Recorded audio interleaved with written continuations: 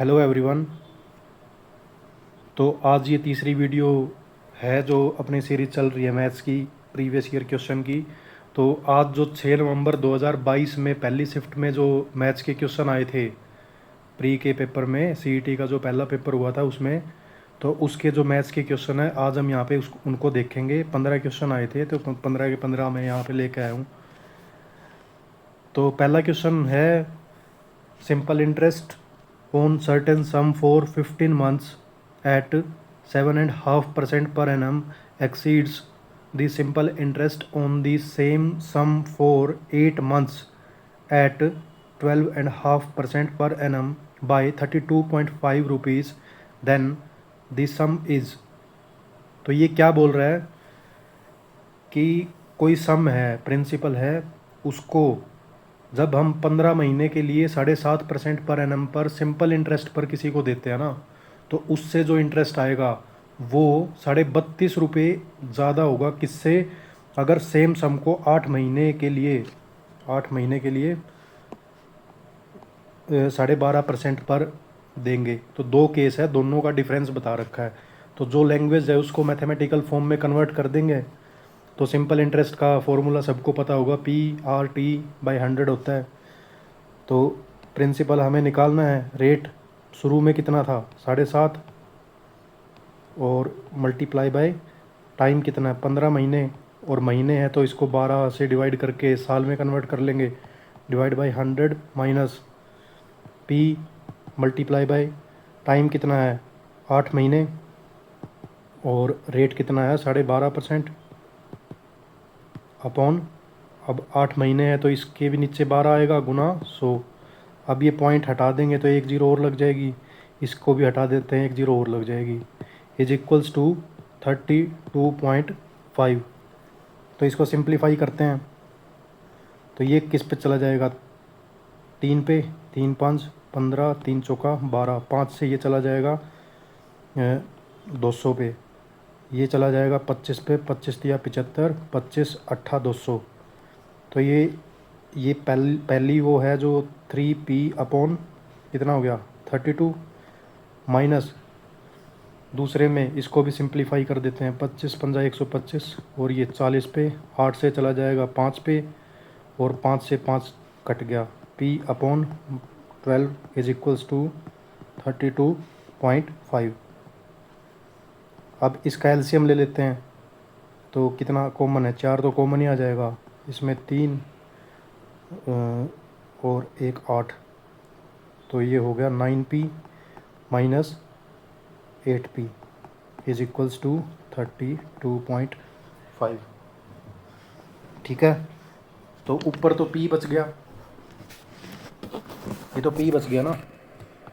तो P is equals to 32.5 multiply by 4 दिए 12 multiply by 8। तो इसको 8 से मल्टीप्लाई कर देते हैं पहले। 8 5 40, 40 और फिर 4, 16 और 4 20 की 0, फिर 2, 8 या 24 और 2 26, गुना 12। अब इसको 12 से मल्टीप्लाई करेंगे तो क्या आएगा? 72, और 24 और 7 31। तो ये प्रिंसिपल था, ये क्या आ गया अपना? प्रिंसिपल। और यही आंसर, यही पूछा है क्वेश्चन ने। दूसरा question, A can do a work in 15 days and B in 20 days. If they work on it together for 4 days, then the fraction of the work that is left। तो A कोई काम को 15 दिन में करता है, B किसी उसी काम को 20 दिन में पूरा करता है। मतलब B की जो एफिशिएंसी है वो कम है, और उन्होंने मिलकर 4 दिन काम किया। तो 4 दिन के बाद बोल रहे हैं कि कितना फ्रैक्शन ऑफ वर्क, मतलब टोटल का कितना फ्रैक्शन जो वर्क है वो रिमेनिंग हो गया, मतलब कितना बचा है। तो ए जो है वो कितने दिन में पूरा करता है? 15 दिन में। और बी कितने दिन में पूरा करता है? 20 दिन में। अब ये नीचे क्या करते हैं ना, इनका दोनों का एलसीएम लेके नीचे वर्क जो है वो एलसीएम ले लेते हैं और टोटल वर्क एज्यूम कर लेते हैं। उससे जो कैलकुलेशन करने में अपने को ही ईजी पड़ता है थोड़ा। तो अगर इनका देखें तो एलसीएम कितना आएगा दोनों का? 60। तो ये मान लेते हैं टोटल वर्क है, कुछ भी मान सकते हो, आंसर सेम आएगा। इसको 120 भी मान सकते हो, 30 भी मान सकते हो, 15 भी मान सकते हो, पर वो कैलकुलेशन है ना वो बढ़ जाएगी। इसलिए एलसीएम लेके जो टोटल वर्क होता है ना, अगर 3 भी होता मान लो, इधर 30 और होता तो भी ऐसे 30 का भी तो एलसीएम सेम ही होता। जैसे मान लो यहाँ पे 40 भी एक और मतलब एक सी बंदा और होता, तब भी ऐसे ही इन तीनों का एलसीएम लेके और जो टोटल वर्क है ना वो एज्यूम कर लेते हैं, ताकि अपना जो कैलकुलेटिव क्वेश्चन है वो थोड़ा ईजी हो जाए। ठीक है, तो टोटल वर्क मानना कितना 60। तो इसको जब ये 15 दिन में पूरा करता है, तो अगर 60 टोटल है तो ये 15 चौके मतलब एक दिन में कितना काम करेगा 4। ये होगी इसकी एफिशिएंसी आ जाती है। भाई एक दिन में 4 करेगा तो 15 दिन में अगर ए पूरा कर रहा है तो 60 काम हो जाएगा ना 15 दिन में पूरा। इसी तरह 20 दिया 60, मतलब कि जो बी है वो एक दिन में 4 काम करता है। तो ए और बी मिलके एक दिन में कितना काम करेंगे, 4 और 3 7, ए प्लस बी। ठीक है, अब बोल रहा है 4 दिन इन्होंने लगातार काम किया मिलके। तो अगर ए प्लस बी एक दिन में 7 काम करते हैं तो 4 दिन में कितना काम करेंगे 28। और अगर टोटल काम 60 है और 28 इन्होंने कर दिया 4 दिन में, तो फ्रैक्शन ऑफ वर्क निकालने के लिए 60 में से 28 माइनस करेंगे तो कितना आ जाएगा 32, मतलब इतना रिमेनिंग है कितने का टोटल का। तो अगर इसको करेंगे कितने में चला जाएगा ये 4 पे 4 8 32, 4 से 15, तो ये 8/15 जो वर्क है वो अभी भी पेंडिंग है। ऐसे करना है, यही लेवल आएगा। एक दो क्वेश्चन आएंगे, मतलब मैक्सिमम 3 क्वेश्चन बोल दो, जिसने भी अच्छे से तैयारी करी है ना, तो 3 क्वेश्चन ऐसे होंगे जिसमें थोड़ा टाइम लगेगा, तो वो प्रैक्टिस से वो भी आ जाएंगे। मतलब 10 से 12 क्वेश्चन अगर आप प्रीवियस ईयर क्वेश्चन भी लगाओगे मेरे साथ और उनको अच्छे से प्रैक्टिस करोगे तो 10 से 12 क्वेश्चन कहीं नहीं गए। अब ये तीसरा क्वेश्चन देखो, ratio of length and breadth of a rectangle is 3:2 respectively. The ratio of its perimeter and area is 5:9. The breadth of the rectangle, तो जो रेक्टेंगल है उसका पेरीमीटर कितना होता है 2 लेंथ प्लस ब्रेड्थ, एरिया कितना होता है लेंथ मल्टीप्लाई बाई ब्रेड्थ। अब क्या बोल रहा है, लेंथ इन्हीं को मान लेते हैं डायमेंशन, इसके 3x और ये 2x। ठीक है,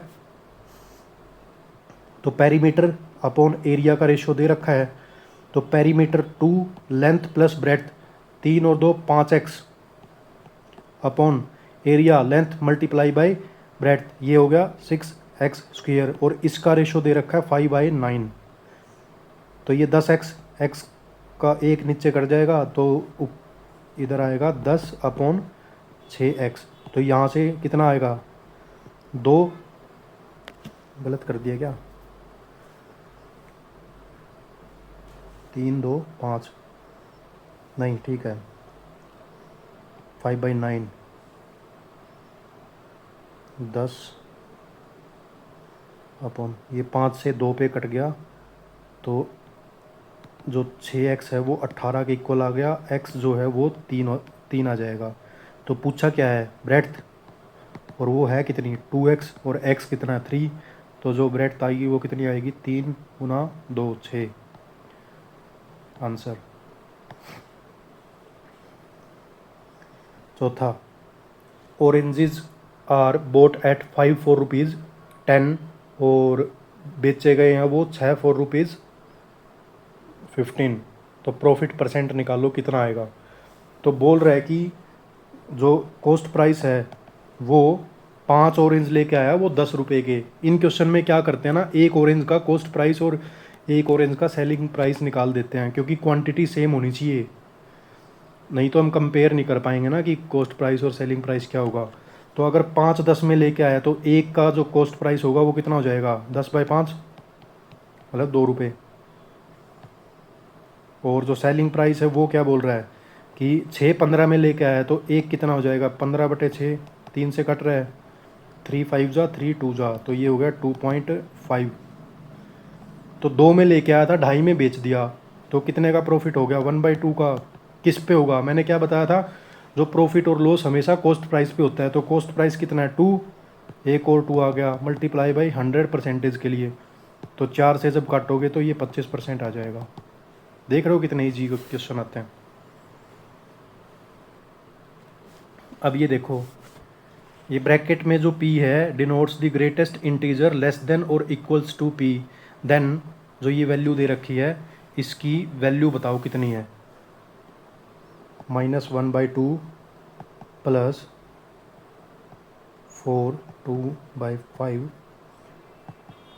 प्लस, तो इसकी लैंग्वेज को ध्यान से पढ़ो। क्या बोल रहा है कि जो p है ना ये ब्रैकेट में, p कोई कुछ भी हो सकता है, जैसे यहाँ पे -1/2 है, यहाँ पे ये है 4/2 और ये 2 है, तो ये किस चीज़ को डिनोट करता है, ग्रेटेस्ट नंबर लेस देन और इक्वल्स टू p। मतलब या तो लेस देन होगा या फिर जो ब्रैकेट में नंबर है उतना ही होगा। तो -1 का लेस देन और इक्वल टू जो इंटीजर होगा वो कितना होता है, आपको ये बात तो पता है ना, जो माइनस में जितना बड़ा नंबर होता है उतना ही छोटा होगा वो। तो -1/2 को जब ब्रैकेट में लिखेंगे तो ये -1 आएगा या फिर 0 आएगा, बताओ। तो कंफ्यूज नहीं होना है, और ये सिली मिस्टेक वाला क्वेश्चन है, ऐसे नहीं, ऐसे थोड़ा ध्यान से करना है, क्योंकि -1/2 क्या बोल रखा है, देखो ग्रेटेस्ट इंटीजर लेस देन, या तो कम होगा या फिर इक्वल होगा। तो इसके इक्वल तो है नहीं क्योंकि ये फ्रैक्शन में है, तो फ्रैक्शन लेनी नहीं है अपने को, इंटीजर लिखना है। तो इससे कम वाला इंटीजर 0 है या फिर -0, तो इंटीजर होता ही नहीं, तो या फिर -1 होगा, तो -1 होता है उससे कम नियरेस्ट। तो यहाँ हो गया -1 प्लस इससे कम या फिर इतना ही, तो ये हो गया 4 + 2, 4 2 6, 6 में से 1 गया, कितना आ गया 5। तो इस चीज़ को ध्यान देना और अलग से नोट करके रखना, ठीक है। A boy was asked to multiply a certain number by 25।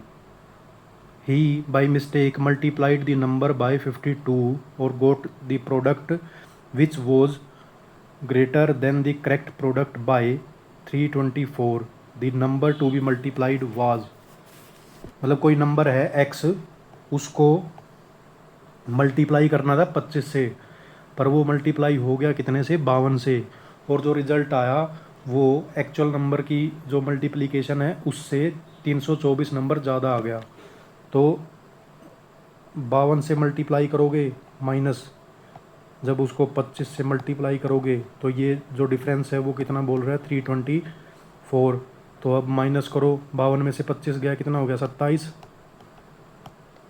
324, 9 पे कट रहा है, 9 तिया 27, 3 2 5 9 6 54, 9 तिया 27, 3 से फिर कट गया, 3 1 जा 3, 3 2 जा 6, एक्स जो है वो 12 है, ऐसे यही पूछ रखा है। अब मेरे को कैसे पता लगा कि 9 से कट रहा है, तो 3 और जो 9 का डिवाइड होगा या नहीं, या फिर मल्टीप्लाई वो डिवीज़न होगा या नहीं, तो जो डिजिट के सम होते हैं ना कोई भी नंबर, अगर वो 9 से डिविजिबल है तो वो 9 से डिवाइड होगा, और ऐसे ही 3 के लिए सेम रूल फॉलो होता है। जैसे ये 3 2 4 है, तो इनके डिजिट का सम अगर करोगे 3 2 5 और 4 9, तो अगर 9 है जो 9 से डिवाइड हो रहा है तो मतलब 9 से कटेगा ये। तो ये 9 का रूल है, आगे जो भी आएगा वो साथ के साथ मैं बता दूँगा। तो 7वां क्वेश्चन, n कोई नेचुरल नंबर है, then by which greatest number is n³ है ये, n³ minus n always divisible. तो नेचुरल नंबर कहाँ से शुरू होते हैं, n1, तो केस लेके देख लो, एक 3 पे ही पता लग जाएगा, n जो है वो 2 और n जो है वो 3। तो n की जगह अगर 1 रखेंगे पहली इस इक्वेशन में तो ये आएगा 1 - 1 0, 2 रखेंगे तो 8 - 2 6, और 3 रखेंगे तो 27 माइनस में 3 24, और आगे जैसे एक और ले लेते हैं 4, तो 4 में क्या आएगा 64 - 4, तो ये आ गया 60। तो आप ये देख रहे हो ये तो 0 हो गया, सबसे छोटा है 6। अब इसमें भी ये देखो 6 × 4, इसमें भी कैसे आएगा 6 × 10, और आगे जितने भी नंबर लोगे ना उसमें 6 से वो तो वो पक्का डिवाइड होगा ही। तो जो मिनिमम नंबर है वो ग्रेटेस्ट नंबर है जिससे हमेशा डिविजिबल होगा, वो होगा 6। ठीक है, ये अब आ गया 8वां question. Y varies directly proportion to X plus three. क्या बोल रहे हैं? Y varies directly proportion to X plus three. अब इस प्रोपोर्शन के साइन को हटाने के लिए हम क्या करते हैं, किसी कांस्टेंट के से मल्टीप्लाई कर देते हैं नंबर उसको, इक्वेशन को, एक्स प्लस थ्री। अब y जब 8 था, x जो है वो 1 दे दिया। ये क्यों देते हैं? ताकि k की वैल्यू निकल जाए। तो y अगर 8 था तो x कितना आ गया? 1। तो k मल्टीप्लाई 1 यहाँ रखेंगे 4, तो k की वैल्यू कितनी आ जाएगी? 2। तो इक्वेशन मिल गई अपने को 2x प्लस 3। अगर x जो है वो 2 है तो y की वैल्यू बताओ। तो 2x कितना है? 2, तो आंसर आ जाएगा 10। ठीक है, ये प्रोपोर्शन के साइन को हटाने के लिए, ये पहले क्लास में करते थे 10th तक, के लगाते हैं, के की वैल्यू निकालने के लिए ये दे दिया तो ये इक्वेशन आ गई। इक्वेशन के बाद में एक नंबर दे देगा, दूसरा पूछ लेगा, बस इतना ही होता है इसमें। अब आ गया 9th क्वेश्चन। ये है बेईमानी वाले क्वेश्चन, मिल्कमैन। तो एक मिल्कमैन है, mixed some water with milk to gain 25%। मतलब जो गेन करने के लिए वो क्या कर रहा है, दूध में पानी मिला रहा है। By selling the mixture at cost price, और बोल रहा है कि मैं जो मेरा कॉस्ट प्राइस है दूध का, उतने में ही मैं आगे कस्टमर को सेल कर रहा हूँ दूध। तो ratio of water and milk respectively in the mixture. तो अगर उसको 25% कमाना है, समझ गए ना क्वेश्चन? मतलब एक दूधिया है, वो दूध लेके आया, उसमें कुछ पानी मिलाया, और आगे जितना भी जो भी कॉस्ट प्राइस था दूध का, उसी कॉस्ट प्राइस पे, मान लो अगर 1 रुपये का लेके आया वो दूध, एक लीटर, तो आगे वो 1 रुपये में ही बेचने की बोल रहा है। पर जो प्रॉफिट हो रहा है ना, उसको वो पानी मिला के प्रॉफिट कमा रहा है, और प्रॉफिट है कितना? 25%। तो पानी के तो कुछ पैसे लगेंगे नहीं। तो अब इसको करते हैं, जैसे मिल्क है, मिल्क मान लेते हैं 100 लीटर है, और पानी है वो है x लीटर, हमें नहीं पता कितना, यही निकालना है। अगर ये निकल गया तो रेशियो निकल ही जाएगा। और रेट मान लेते हैं इसका 1 रुपया, और पानी का तो है नहीं 0। और जो सेलिंग प्राइस है, मतलब ये कॉस्ट प्राइस था CP, और सेलिंग प्राइस भी ऐसे क्या क्या वो कर रहा है, वो बोल रहा है कि 1 रुपये में ही बेच रहा हूँ मैं आगे, कॉस्ट प्राइस के सिमिलर। तो ये, और जो पानी मिलाएगा वो, उसका भी तो सेलिंग प्राइस 1 होगा, क्योंकि वो दूध में मिक्स हो गया ये। तो अगर टोटल जो कॉस्ट प्राइस निकलेगा, यहाँ से तो 0 है, और अगर ये करेंगे 100 लीटर और जो कॉस्ट प्राइस है वो 1 हो गया, तो जो टोटल जो कॉस्ट प्राइस होगा कितना होगा? 100। मतलब इसको तो इतने ही पैसे देने पड़े ना। अब इसके ऊपर बोल रहा है 25% प्रॉफिट कमाना है इसको, तो 125 रुपये इसको सेलिंग प्राइस मिलेगा। अब दूध से तो कुछ चेंज हो नहीं रहा देखो, क्योंकि इतने में लेके आ रहा, और ये 1 रुपये में जो पानी, जितना पानी मिला था 1 रुपये के हिसाब से इसने पानी बेच दिया। इसका मतलब जो ये ऊपर वाला जो 25 लीटर है ना, वो पानी है। पानी कितना हो गया? 25 लीटर। ठीक है, तो अब क्या बोल रहा है, पानी का और मिल्क का रेशो, पानी कितना है 25, दूध कितना है 100, 1/4। ठीक है, ये ठीक क्वेश्चन है। इसमें थोड़ा एक एडवांस वर्जन भी आता है, वो आगे बताऊंगा मैं जब चैप्टर पढ़ाऊंगा तब। उसमें ये बोल देते हैं कि मिलावट से इतना % गेन कर रहा है, और जो रेट था, मान लो 1 रुपये था, तो वो 1.5 बेच रहा है उसको आगे, तो मतलब कॉस्ट भी बढ़ा दिया और पानी भी मिला दिया, तो दोनों केस में प्रॉफिट कमाएगा तो और ज़्यादा प्रॉफिट हो जाता है उसका। वो आगे बताऊंगा, ये सीखना पहले। एक बस है, 24 मीटर पर सेकंड की स्पीड से शुरू करती है 2, और बाद में क्या होती है वो 3 मीटर। ये मैंने क्वेश्चन गलत डाल दिया यहाँ पे ना, ये 3 मीटर पर सेकंड नहीं है, ये 3 मीटर पर सेकंड स्क्वायर है। और ये मैथ का क्वेश्चन नहीं है, ये फिजिक्स का है।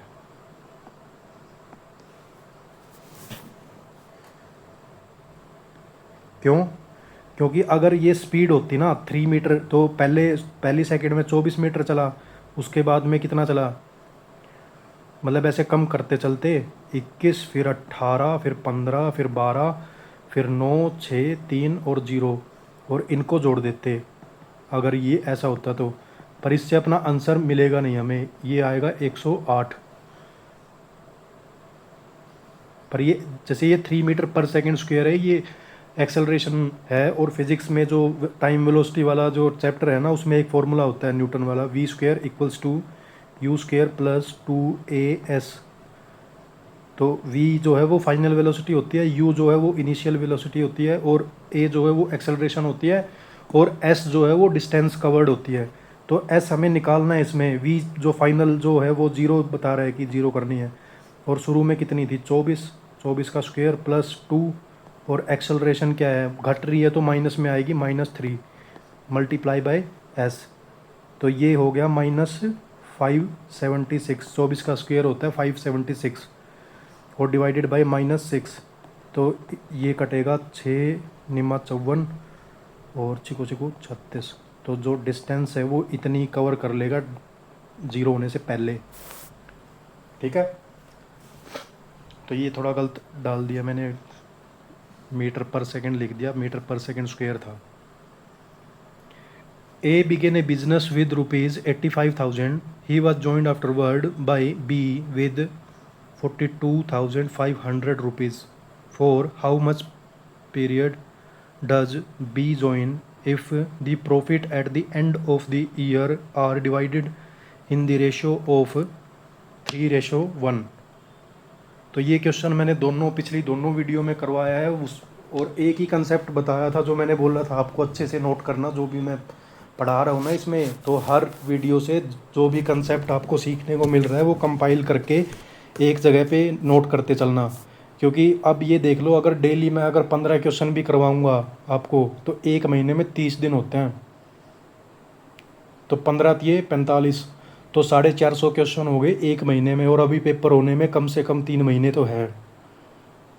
तो प्रैक्टिस हो जाएगी अच्छी, और आप खुद से करोगे तो ये देख लो आपके हर, क्योंकि इसमें जो मिक्स क्वेश्चन प्रैक्टिस करते हैं ना हम, उसमें क्या रहता है ना, हर चैप्टर कवर हो जाता है, और जो मेन जो कंसेप्ट होते हैं वो कवर हो ही जाते हैं उसमें। बस जो एक ऐसा बचता है कि बाद में कुछ रह गया, तो वो जो चैप्टर वाइज वीडियो डाल लूँगा मैं, उसमें कवर हो जाएंगे। पर जो मेन मोस्ट इम्पोर्टेंट जो कंसेप्ट होते हैं इससे कवर हो जाएंगे। और कितना टाइम लगेगा, आधा पौना घंटा होता है, उसमें आप बहुत कुछ सीख जाओगे। तो मतलब कॉस्ट टू बेनिफिट रेशियो काफ़ी ज़्यादा है इन वीडियोज़ का, टाइम पास नहीं करना है। अब मैंने क्या बताया था कि जो प्रॉफिट होता है ऐसे क्वेश्चंस में, जब पार्टनरशिप करता है कोई बंदा, तो वो अमाउंट पे और टाइम पे दोनों पे डिपेंड करेगा। ठीक है, तो जब ए ने कितना अमाउंट लगाया 85,000, बी ने कितना लगाया 42,500, इसने टाइम जो ये अमाउंट है और ये टाइम जो है वो 1 साल, और इसका टाइम हमें निकालना है। तो जो प्रॉफिट का रेशो होता है वो इन दोनों की मल्टीप्लिकेशन करके जो रेशो आएगा वो सेम होता है। तो 85,000 मल्टीप्लाई बाय 12 महीने, क्योंकि हमें नहीं पता भाई महीने निकलेंगे साल निकलेंगे, महीनों में कन्वर्ट कर दिया। उसके बाद में बी कितना है 42,500 गुना में x, और ये है 3:1। तो काटो, 3 4 जा, 2 0 से 2 0 गई, 5 से 5 8 40, 5 5 25, 5 से कटेगा 5 एकम 5, 5 7 35, और ये कट जाएगा 2 पे, तो 4 गुना 2 8 महीने। ठीक है ना, ये 12 तभी लिखा क्योंकि महीनों में आएगा। तो अभी आ गया नेक्स्ट क्वेश्चन, देखते हैं 12th। 12वें क्वेश्चन में क्या बोल रहा है, एक आदमी है वो स्पेंड करता है 75% जो जितना भी कमाता है उसका, तो बच गया कितना 25%।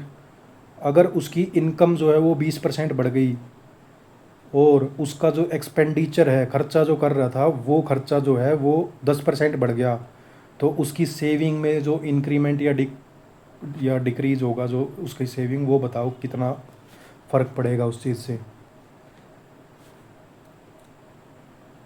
तो इनकम जो है, जो बंदा कमाता है उसको दो चीज़ में डिवाइड कर सकता है। एक तो जितना खर्च करेगा, एक्सपेंडिचर, खर्चा करने के बाद जितना उसके पास बच गया उसको क्या बोल सकते हैं हम, सेविंग। तो ये इक्वेशन ही होगी एक तरह से। अब इनकम मान लेते हैं 100, परसेंटेज बोल रहे हैं ना, तो 100 के हिसाब से करेंगे तो कैलकुलेशन ईजी रहेगी। और एक्सपेंडिचर कितना, 75% यूज़ कर देता है अपनी, बच गई कितनी, 25। ठीक है। अब इसमें भी जैसे देखो इसका 20% करोगे, इनकम कितनी है, 20% बढ़ गई, तो 100 का 20% इंक्रीज़ हो गया, कितना हो गया, 120 होगी इनकम।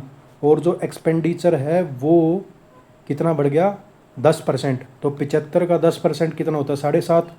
तो 75 और 7, 82.5। अब 120 कमा रहा है, 82.5 उसने खर्च कर दिए, तो 17.5 ये और 20, 37.5। ठीक है, माइनस करेंगे ना इसमें से, तो 17.5 और 20, 37.5। तो सेविंग में देखो पहले 25 थी और अब जो सेव कर रहा है वो 37.5। तो 25 से 37.5 कितना कितना चेंज हुआ, 25, 5, 7, 12.5। यहाँ करते हैं नीचे, एक अलग तरीके से बताऊँगा इसको। 12.5 का चेंज हुआ कितने पे, 25 पे, गुना 100। क्योंकि ये बोल रहा है, क्या पूछ रहा है, सेविंग जो है वो कितने परसेंट से इंक्रीज़ हुई। तो इंक्रीज़ कितनी हुई, 12.5, 25 से इंक्रीज़ हुई, तो ये काटेंगे 2 पे कट जाएगा और ये काटेंगे तो 50 पे।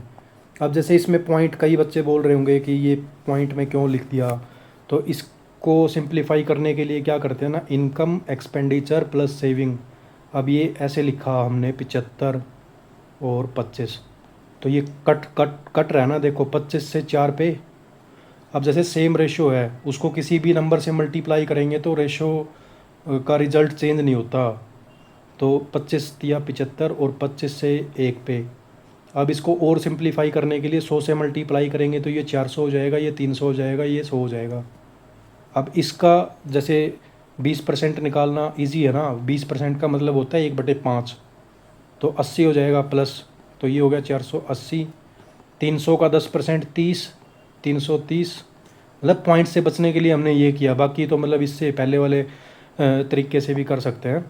तो 330, और जो डिस्टेंस, ये सॉरी सेविंग है ना, वो कितना हो गया, 330, 480, 70 और 80, ये 150। अब देखो ये बेस 100 मिल गया अपने को, यहाँ पे 50 का चेंज हुआ 100 पे, रिजल्ट सेम ही आएगा, कुछ कर लो। तो ये भी 50%। ठीक है।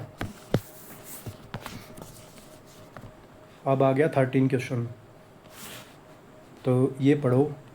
When 15 is included in A list of natural number, there mean जो है इज़ इंक्रीज्ड बाय 2। मतलब अगर 15 ऐड करते हैं नेचुरल नंबर की लिस्ट में, कुछ नंबर होंगे नेचुरल नंबर पहले, उनमें अगर 15 एक 15 ऐड कर देंगे तो जितना मीन आता था ना उससे 2 ज़्यादा आएगा। फिर दूसरा केस बोल रहा है कि when 1 is included in this new list, मतलब नई लिस्ट आ गई, उसमें फिर एक ऐड कर दो, तो फिर जो मीन है ना उन नंबर्स का वो क्या होगा, 1 से डिक्रीज हो जाएगा। तो how many number were there in the original list. तो पहले तो मीन का पता करो क्या होता है। मीन होता है sum of numbers given number, sum of given numbers upon total number. Total number कैसे, मान लो 1, 2, 3, 4, 5 है, तो अगर मीन निकालना है तो इनका सम 5, 4, 9, 3, 12, 2, 14 और 1, 15। और टोटल नंबर कितने हो गए, 3 और 2, 5। तो जो मीन आएगा ना वो 3 आएगा इनका। ठीक है। तो इसमें हमें नंबर नहीं पता ना इनका सम पता, तो मानेंगे इसमें, इसको मिटा देता हूँ।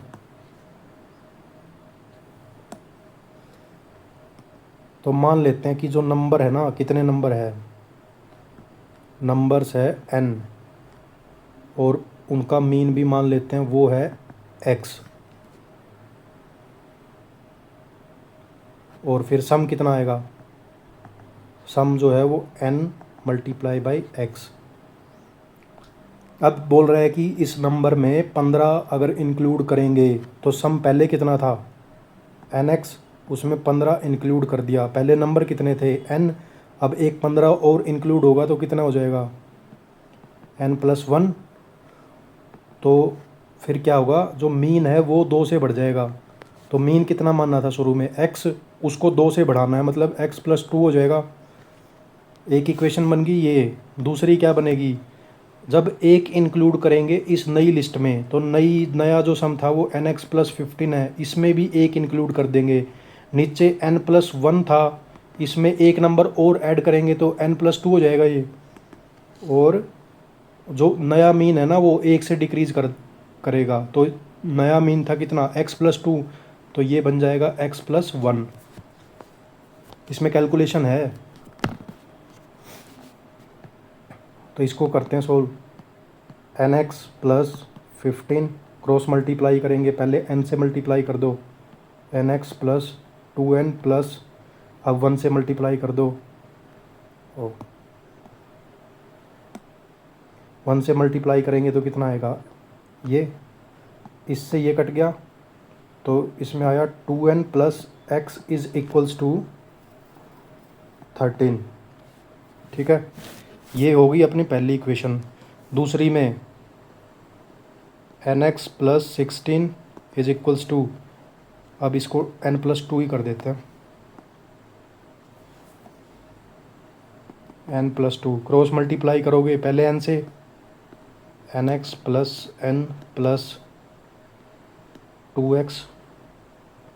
+2, तो nx यहाँ पे भी कट गया तो यहाँ आ गया n+2x इज इक्वल्स टू 14। यह आ गई दूसरी इक्वेशन।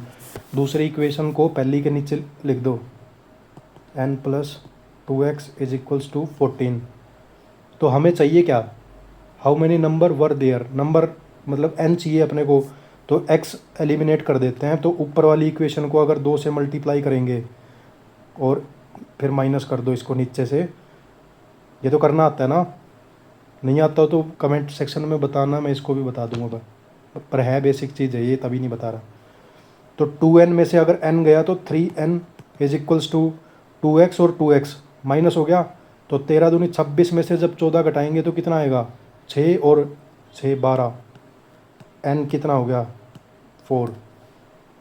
तो n कितना आ गया 4। तो टोटल जो नंबर थे ना नेचुरल नंबर वो 4 थे। थोड़ा कैलकुलेटिव है और लैंग्वेज भी ऐसी बोल रहा है, जिसने प्रैक्टिस नहीं करी होगी तो वो पेपर में ये यहाँ पे फंसेगा।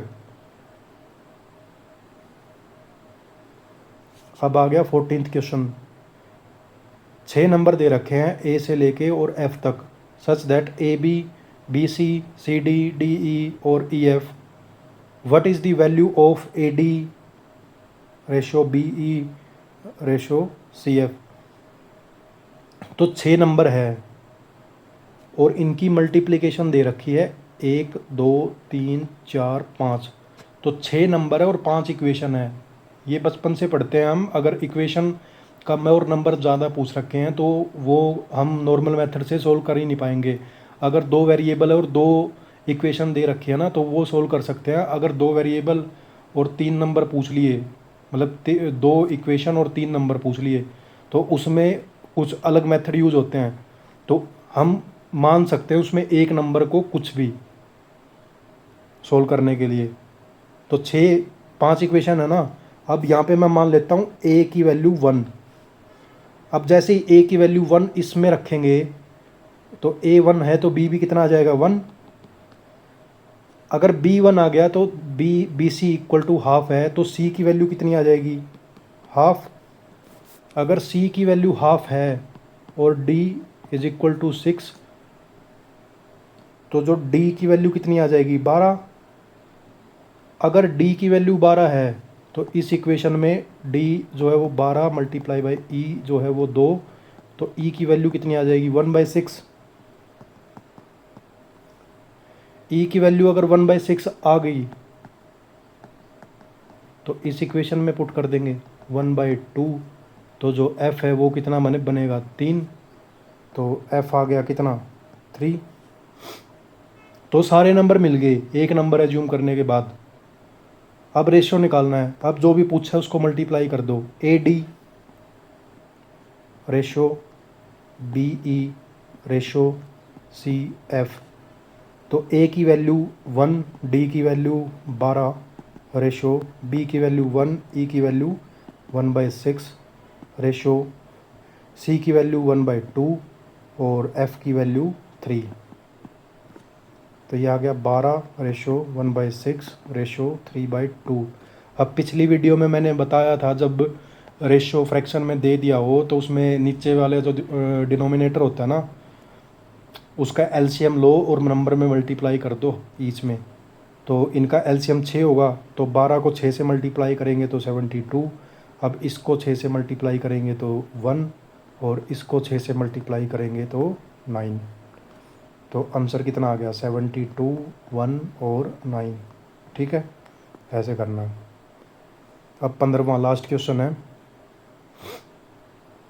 5% of income of A is equals to, जैसा बोल रहा है ना वैसा कर दो।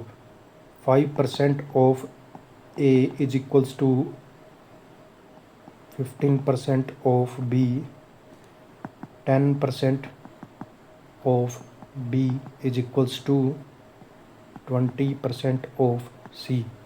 If income of C is equals to 2000 then sum of income of A plus B plus C पूछ रखा है।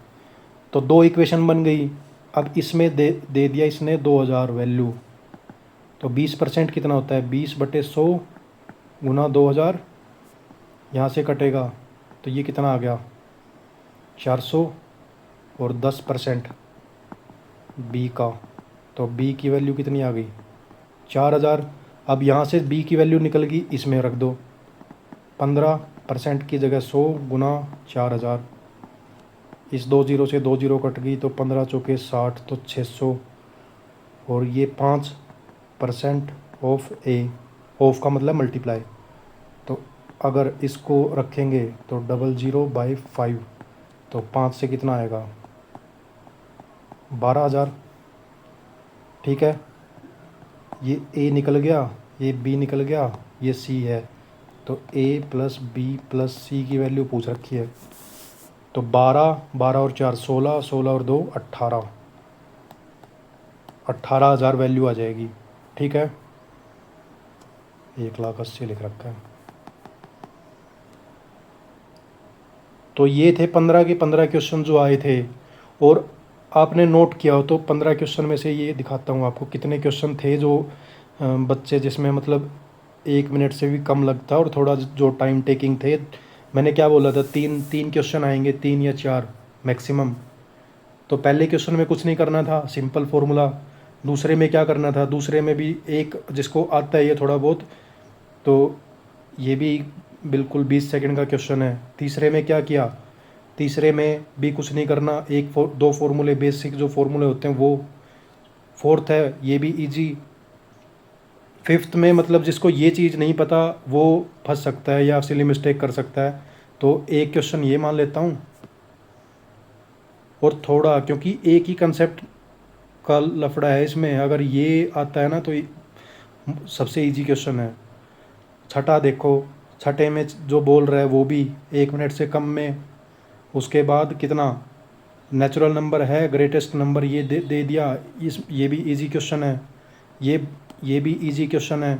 उसके बाद में एक ये क्वेश्चन है जिसमें फंस सकता है बच्चा, तो दूसरा इसको मान लेता हूँ।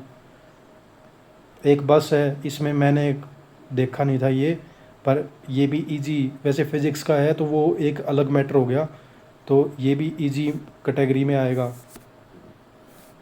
अब ये मैंने 3 बार करवा दिया, 3 वीडियो डाली है, 3 बार करवा दिया, तो अब तक कंसेप्ट ये आपका पक्का हो जाना चाहिए। इसमें भी ये 2 तरीके से बताया।